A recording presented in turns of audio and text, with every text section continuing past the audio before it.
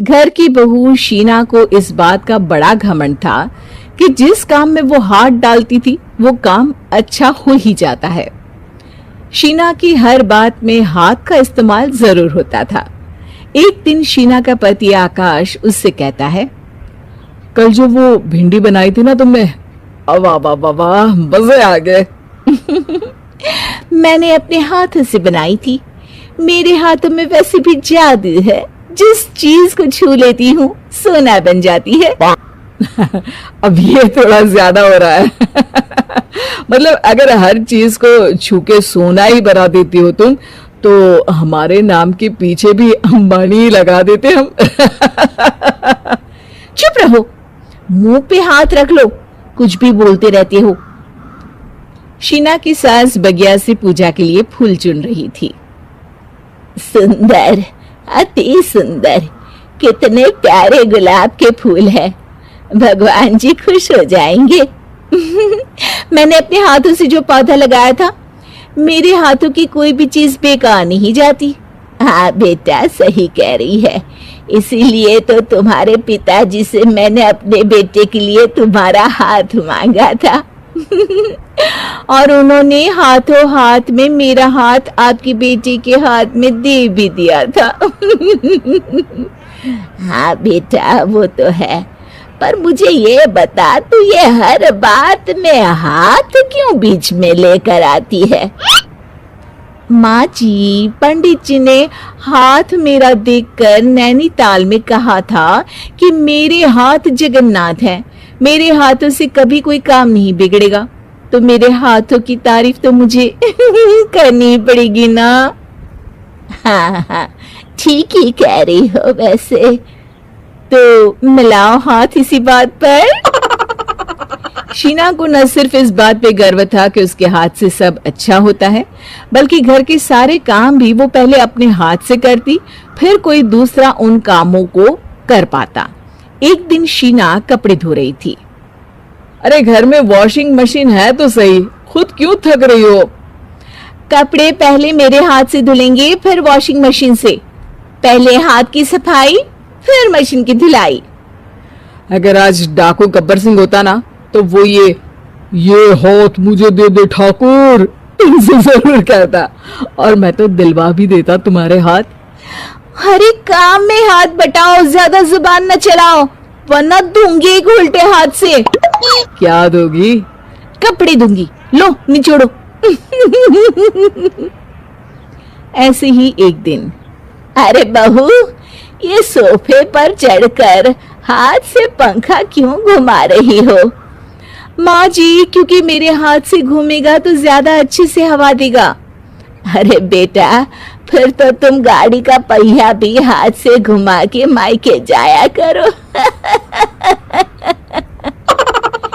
एक बार आकाश ने घर पर कार लाने की बात छेड़ी।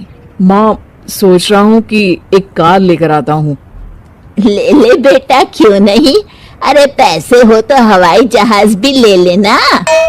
हाँ, पैसा तो हाथ का मेल है, ले लेते हैं। इस हाथ पैसे देंगे, उस हाथ कार ले लेंगे। मुझे तो लगता है कि बहू कार भी अपने हाथों से धक्का लगाकर घर लाएगी। वो तो नहीं करूंगी, लेकिन सबसे पहले स्टीयरिंग पर हाथ मैं ही लगाऊंगी, ताकि गाड़ी का आना शुभ हो। अरे घर ले आने तो दो, फिर हाथ लगा लेना। लेकिन शीना नहीं मानती।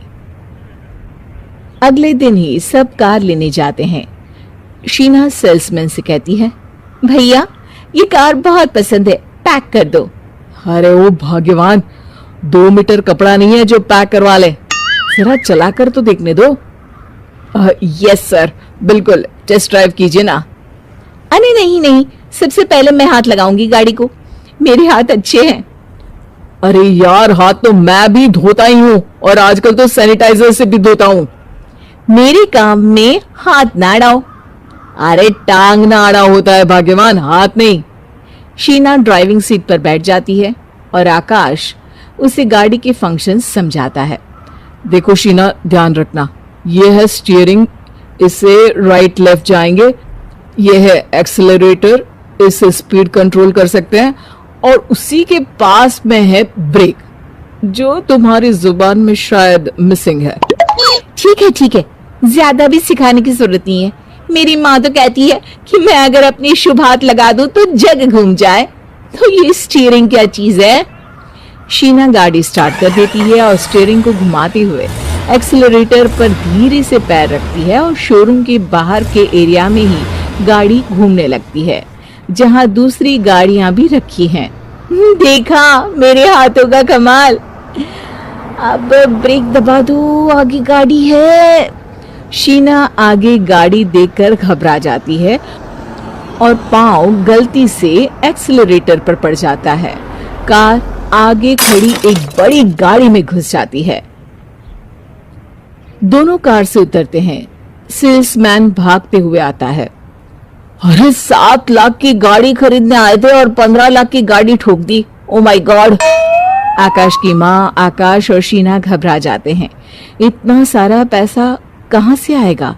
तभी वहां मैनेजर भी आ जाता है, पूरा माजरा समझता है।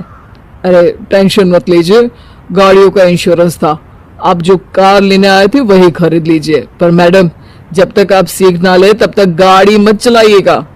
अभी तो आपने गाड़ी बस ठोकी है, जिसका बीमा भी था, लेकिन सड़क पे चलते हर इंसान का बीमा नहीं होता। अरे मेरे हाथों से ठुक भी गया ना तो उसकी जिंदगी बन जाएगी, और अगर चला भी गया तो स्वर्ग ही पाएगा। मैनेजर साहब, मेरे हाथ में कोई दिक्कत नहीं है, वो तो बस पाँव गलत जगह पर चला गया था। शीना की बात सुनकर आकाश अपना सर पीटता है और उसकी सास अपने हाथ से खुद का मुंह छिपा लेती है और मैनेजर हाथ जोड़कर माफी मांग लेता है।